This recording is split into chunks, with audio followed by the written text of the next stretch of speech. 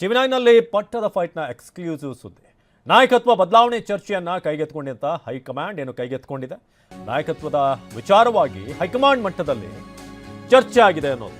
ಮೊದಲ ಬಾರಿಗೆ ಚರ್ಚೆಯಲ್ಲಿ ಸೋನಿಯಾ ಗಾಂಧಿ ಭಾಗಿಯಾಗಿದ್ದಾರೆ. ಇದುವರೆಗೆ ಮುನ್ಸೂಚನೆ ನೀಡದೆ ಸುಮ್ಮನಿದ್ದಂತ ಹೈಕಮಾಂಡ್ ನಿನ್ನೆ ಮೊದಲ ಬಾರಿಗೆ ಚರ್ಚೆಯನ್ನ ಕೈಗೆತ್ತಿಕೊಂಡಿದೆ. ಸೋನಿಯಾಗೆ ಮಾಹಿತಿ ನೀಡಿರುವಂತ ಎಐಸಿಸಿ ಅಧ್ಯಕ್ಷ ಮಲ್ಲಿಕಾರ್ಜುನ ಖರ್ಗೆ, ಕೆಸಿ ವೇಣುಗೋಪಾಲ್ ಕಾರ್ಯದರ್ಶಿಗಳು ನಿನ್ನೆ ಮೊದಲ ಬಾರಿಗೆ ಹೈಕಮಾಂಡ್ ಇದನ್ನ ಸೀರಿಯಸ್ ಆಗಿ ಪರಿಗಣಿಸಿ ಅಥವಾ ಅದನ್ನ ಚರ್ಚೆ ಮಾಡಿದೆ. ಸೋನಿಯಾಗೆ ಏನೆಲ್ಲ ಡೆವಲಪ್ಮೆಂಟ್ ಆಗಿದೆ ಅದರ ಬಗ್ಗೆ ಮಲ್ಲಿಕಾರ್ಜುನ ಖರ್ಗೆ, ಕೆಸಿ ವೇಣುಗೋಪಾಲ್ ನೀಡಿದ್ದಾರೆ. ನಿನ್ನೆ ಸಭೆಯಲ್ಲಿ ಪಟ್ಟದ ಬಗ್ಗೆ ಗಂಭೀರ ಚರ್ಚೆ ಆಗಿದೆ. ಇದು ಟಿವಿ9ಗೆ ಲಭ್ಯವಾಗಿರುವಂತಹ exclusive details. So DCM D K Shivakumar ಭೇಟಿಯಾಗಿದ್ದಾರೆ ಒಂದು ಕಡೆ, ಸಚಿವ ಪ್ರಿಯಾಂಕ್ ಖರ್ಗೆ ಇನ್ನೊಂದು ಕಡೆ. ನಿನ್ನೆ ಆದಂಥ ಮೀಟಿಂಗ್ನಲ್ಲಿ ರಾಜ್ಯದ ನಾಯಕತ್ವದ ಬಗ್ಗೆ ಗಂಭೀರ ಚರ್ಚೆ ಆಗಿದೆ ಅನ್ನೋದು. ಜೊತೆಗೆ ಇತ್ತೀಚಿನ ದಿನಗಳಲ್ಲಿ ಹೇಗಿದೆ ಪರಿಸ್ಥಿತಿ, ಇದು ನಾಯಕತ್ವ ಬದಲಾವಣೆಗೆ ಸೂಕ್ತವಾದಂಥ ಸಮಯನ, ಇದೆಲ್ಲದರ ಬಗ್ಗೆ ಕೂಡ ಚರ್ಚೆ ಆಗಿದೆ.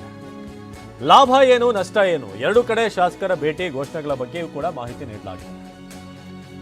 ಈ ಬಗ್ಗೆ ಸೋನಿಯಾ ಗಮನಕ್ಕೆ ತಂದಿರುವಂಥ ವೇಣುಗೋಪಾಲ್ ಬ್ರೇಕ್ಫಾಸ್ಟ್ ಮೀಟಿಂಗ್ ಮೂಲಕ ಸದ್ಯ ಗೊಂದಲಕ್ಕೆ ಬ್ರೇಕ್ ಹಾಕಿರುವುದನ್ನು ಗಮನಕ್ಕೆ ತಂದಿರುವಂಥ ಖರ್ಗೆ, ಸಂಸತ್ ಅಧಿವೇಶನದ ಬಳಿಕ ಮತ್ತೊಮ್ಮೆ ಚರ್ಚೆ ಸಾಧ್ಯತೆ ಇದೆ. ಯಾವುದೇ ಅಂತಿಮ ತೀರ್ಮಾನಕ್ಕೆ ಬಾರದಂತ ಹೈಕಮಾಂಡ್ ಪಟ್ಟದ ಚರ್ಚೆ ಇದೆ ಅಂತಿರುವಂತ ಕೆಸಿ ವೇಣುಗೋಪಾಲ್. ಸೊ ಇದು ಹೈಕಮಾಂಡ್ನ ಲೆವೆಲ್ನಲ್ಲಿ ಏನು ಚರ್ಚೆ ಆಯಿತು, ನಿನ್ನೆ ಮೀಟಿಂಗ್ ಆಯಿತು. ಸೋನಿಯಾ ಗಾಂಧಿ ಮುಂದೆ ಪ್ರತಿಯೊಂದನ್ನು ಡೀಟೇಲ್ ಅನ್ನು ಕೂಡ ಇವತ್ತು ಅಂದರೆ ನಿನ್ನೆ ಅವರ ಮುಂದೆ ಇಡಲಾಗಿದೆ. ಇವತ್ತು ಕೂಡ ರಾಜ್ಯ ರಾಜಕೀಯದಲ್ಲಿ ಸಾಕಷ್ಟು ಬೆಳವಣಿಗೆ ಆಗ್ತಾ ಇದೆ. ಇವತ್ತು ಮತ್ತೆ ಡಿಸಿಎಂ ಅವ್ರನ್ನ ಭೇಟಿಯಾಗಿದ್ದಾರೆ ಪ್ರಿಯಾಂಕ್. ಇನ್ನೊಂದು ಕಡೆ ಹೈಕಮಾಂಡ್ ಮಟ್ಟದಲ್ಲಿ ನಾಯಕತ್ವ ಬದಲಾವಣೆ ಅಗತ್ಯ ಇದೆಯಾ ಇಲ್ಲವಾ, ಯಾಕೆ ಬದಲಾವಣೆ ಆಗೋದಾದ್ರೆ, ಪಟ್ಟದ ಆಟದ ಮಧ್ಯೆ ಡಿಕೆಶಿ ಅವ್ರನ್ನ ಪ್ರಿಯಾಂಕ್ ಖರ್ಗೆ ಭೇಟಿಯಾಗಿದ್ದಾರೆ. ಡಿಕೆಶಿ ನಿವಾಸದಲ್ಲಿ ಭೇಟಿಯಾಗಿ ಇಬ್ಬರೂ ಕೂಡ ಮಾತುಕತೆ ನಡೆಸಿದ್ದಾರೆ. ಇದು ಇತ್ತೀಚಿನ ದಿನಗಳಲ್ಲಿ ಎರಡನೇ ಭೇಟಿ. ಪ್ರಿಯಾಂಕ್ ಖರ್ಗೆ ಅವರು ಬರ್ತಿರೋದು ಎರಡನೇ ಬಾರಿ. ಮೊನ್ನೆ ಅಷ್ಟೇ ಡಿಕೆ ಜೊತೆ ಪ್ರಿಯಾಂಕ್ ಖರ್ಗೆ ಮಾತನಾಡಿದರು. ಇದು ಕೇವಲ ಒಬ್ಬ ಸಚಿವನಾಗಿ ಬಂದು ಭೇಟಿಯಾಗಿರೋದು ಅನ್ನೋದು ಒಪ್ಪಲಿಕ್ಕೆ ಸಾಧ್ಯ ಇಲ್ಲ. ಯಾಕಂದರೆ ಎರಡೇ ದಿನದ ಅಂತರದಲ್ಲಿ ಮತ್ತೊಮ್ಮೆ ಬಂದಿದ್ದಾರೆ ಅಂತಂದರೆ ಖಂಡಿತ ಏನಾದರೂ ವಿಚಾರಗಳಿರುತ್ತೆ. ಅಂತ ತೀರಾ ಸೀರಿಯಸ್ ಅಲ್ಲದೆ ಇದ್ದರೆ ಅದು ದೂರವಾಣಿ ಮೂಲಕನೋ ಅಥವಾ ಬೇರೆ ಬೇರೆ ಕಡೆ ಸಿಕ್ಕಂಥ ಸಂದರ್ಭದಲ್ಲಿ ಮಾತುಕತೆ ನಡೆಸ್ತಾ ಇದ್ರು. ಸೀದಾ ಮನೆಗೆ ಬಂದು ಮಾತುಕತೆ ನಡೆಸುವಂಥದ್ದು ಏನಿರಬಹುದು ಅನ್ನೋದು ಈಗ ಸಹಜವಾಗಿ ಮೂಡುವಂಥ ಕುತೂಹಲ.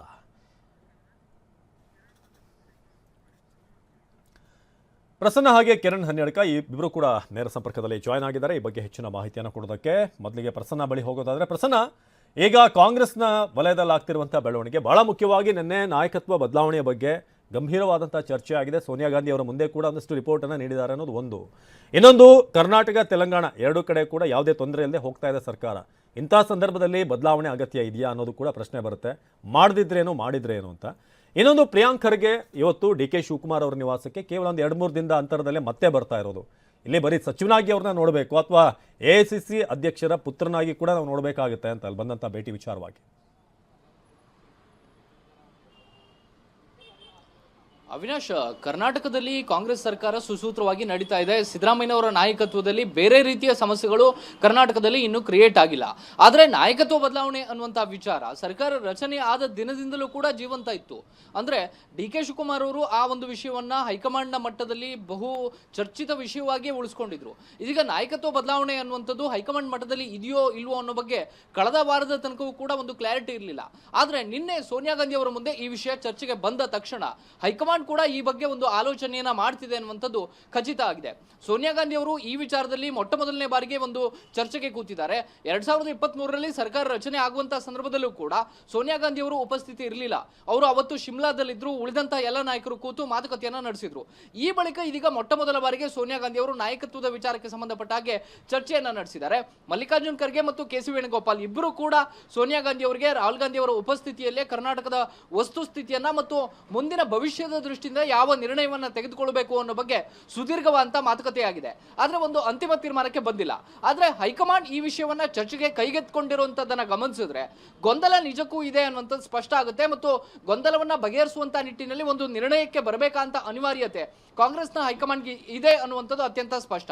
ಕಾಂಗ್ರೆಸ್ ಹೈಕಮಾಂಡ್ ಯೋಚನೆ ಮಾಡ್ತಾ ಇರುವಂತದ್ದು ಸಿದ್ದರಾಮಯ್ಯನವ್ರನ್ನ ಬಿಟ್ರೆ ಎಷ್ಟು ಡ್ಯಾಮೇಜ್ ಆಗುತ್ತೆ ಅಥವಾ ಅವ್ರನ್ನ ಉಳಿಸ್ಕೊಂಡು ಹೋದ್ರೆ 2028 2029 ಚುನಾವಣೆಗಳು ಹೇಗೆ ಕಾಂಗ್ರೆಸ್ಗೆ ಲಾಭ ಆಗಬಹುದು ಇಲ್ಲ ಅನ್ನುವಂಥದ್ರ ಬಗ್ಗೆ ಕಾಂಗ್ರೆಸ್ ಯೋಚನೆಯನ್ನ ಮಾಡ್ತಿದೆ. ಅಹಿಂದ ವರ್ಗ ಮತ್ತು ಉಳಿದ ಎಲ್ಲರನ್ನ ಒಗ್ಗೂಡಿಸ್ಕೊಂಡು ಹೋಗುವಂತ ಕೆಲಸವನ್ನ ಮಾಡೋದಕ್ಕೆ ಸಮರ್ಥ ನಾಯಕ ಯಾರು ಅನ್ನೋ ಬಗ್ಗೆಯೂ ಕೂಡ ಕಾಂಗ್ರೆಸ್ ಯೋಚನೆಯನ್ನ ಮಾಡ್ತಾ ಇದೆ. ಸಿದ್ದರಾಮಯ್ಯನವರು 2ನೇ ಅವಧಿಗೆ ಮುಂದುವರೆದಿದ್ದಾರೆ, ಸಮರ್ಥವಾಗಿ ಸರ್ಕಾರವನ್ನ ನಡೆಸ್ತಾ ಇದ್ದಾರೆ. ಆದ್ರೆ 2028 ಚುನಾವಣೆಯನ್ನ ಯಾರ ಫೇಸ್ ನಲ್ಲಿ ಎದುರಿಸಬೇಕು ಅನ್ನೋ ಬಗ್ಗೆ ಕಾಂಗ್ರೆಸ್ಗೆ ಈಗಲೂ ಒಂದು ಕ್ಲಾರಿಟಿ ಖಂಡಿತವಾಗಿಯೂ ಇಲ್ವೇ ಇಲ್ಲ. ಇದೇ ಕಾರಣಕ್ಕೋಸ್ಕರ ಆ ಎಲ್ಲ ಕಾಂಬಿನೇಷನ್ಗಳ ಬಗ್ಗೆ ಕಾಂಗ್ರೆಸ್ ಯೋಚನೆ ಮಾಡ್ತಿದೆ ಅನ್ನುವಂಥದ್ದು ಖಚಿತ. ದೆಹಲಿಯ ಮಟ್ಟದಲ್ಲಿ ನಡೀತಾ ಇರುವಂತಹ ಈ ಬೆಳವಣಿಗೆಗಳ ಬಗ್ಗೆ ಕರ್ನಾಟಕದಲ್ಲಿ ಕೂತಂತ ನಾಯಕರು ಕೂಡ ಗಮನವನ್ನು ಹರಿಸಿದ್ದಾರೆ. ಸದ್ಯದ ಮಟ್ಟಿಗೆ ಮಲ್ಲಿಕಾರ್ಜುನ್ ಖರ್ಗೆ ಮತ್ತು ಕೆ.ಸಿ. ವೇಣುಗೋಪಾಲ್, ರಾಹುಲ್ ಗಾಂಧಿ ಈ ಮೂವರ ಮಧ್ಯೆ ಮಾತ್ರ ಮಾತುಕತೆ ನಡೀತಾ ಇತ್ತು. ಮೊಟ್ಟ ಮೊದಲ ಬಾರಿಗೆ ಸೋನಿಯಾ ಗಾಂಧಿ ಅವರು ಕೂಡ ಈ ವಿಷಯದಲ್ಲಿ ತಲೆ ಹಾಕಿರೋದ್ರಿಂದಾಗಿ ಈ ವಿಷಯ ಇನ್ನಷ್ಟು ಗಂಭೀರವಾಗಿದೆ ಅನ್ನುವಂಥದ್ದನ್ನ ತೋರಿಸ್ಕೊಡ್ತಾ ಇದೆ. ಇದರ ಮಧ್ಯೆ ಇದೀಗ ಡಿ.ಕೆ. ಶಿವಕುಮಾರ್ ಅವರನ್ನ ಪ್ರಿಯಾಂಕ್ ಖರ್ಗೆ ಅವರು ಭೇಟಿಯಾಗಿದ್ದಾರೆ. ಪ್ರಿಯಾಂಕ್ ಖರ್ಗೆ ಮತ್ತು ಡಿ.ಕೆ. ಶಿವಕುಮಾರ್ ಅವರ ಭೇಟಿ ಕೇವಲ ಇಬ್ಬರು ಸಚಿವರು ಅಥವಾ ಉಪಮುಖ್ಯಮಂತ್ರಿ ಮತ್ತು ಇನ್ನೊಬ್ಬ ಸಚಿವರ ಭೇಟಿಯ ಕಾಮನ್ ಭೇಟಿ ಅಂತ ಅನಿಸ್ತಾ ಇಲ್ಲ. ಪ್ರಿಯಾಂಕ್ ಖರ್ಗೆ ಅವರು ದೆಹಲಿ ಮತ್ತು ಬೆಂಗಳೂರಿನ ನಡುವೆ ಒಂದು ಸಂದೇಶದ ರೀತಿಯಲ್ಲಿ ಕೆಲಸ ಮಾಡ್ತಾ ಇದ್ದಾರೆ, ಒಂದು ಬ್ರಿಡ್ಜ್ ರೀತಿಯಲ್ಲಿ ಅವರು ಕೆಲಸವನ್ನ ನಿಭಾಯಿಸ್ತಾ ಇದ್ದಾರೆ. ಮಲ್ಲಿಕಾರ್ಜುನ್ ಖರ್ಗೆ ಅವರು ಮತ್ತು ಕೆ.ಸಿ. ವೇಣುಗೋಪಾಲ್ ಯಾವ ಸಂದೇಶವನ್ನ ಸೋನಿಯಾ ಗಾಂಧಿ ಅವರಿಗೆ ತಿಳಿಸಿದ್ರು ಅನ್ನುವಂಥದ್ದನ್ನು ಕೂಡ ಬಹುತೇಕ ಡಿ.ಕೆ. ಶಿವಕುಮಾರ್ ಅವರಿಗೆ ರವಾನೆ ಮಾಡಿರುವಂತಹ ಕೆಲಸವನ್ನ ಪ್ರಿಯಾಂಕ್ ಖರ್ಗೆ ಮಾಡಿರಬಹುದು. ಈ ಕಾರಣಕ್ಕೋಸ್ಕರ ಅವರ ಭೇಟಿ ಕೂಡ ಸಾಕಷ್ಟು ಮಹತ್ವನ ಪಡೆದುಕೊಂಡಿದೆ. ಅವಿನಾಶ್ ಪ್ರಸನ್ನ ಹಾಗೆ ಸಂಪರ್ಕದಲ್ಲಿರಿ.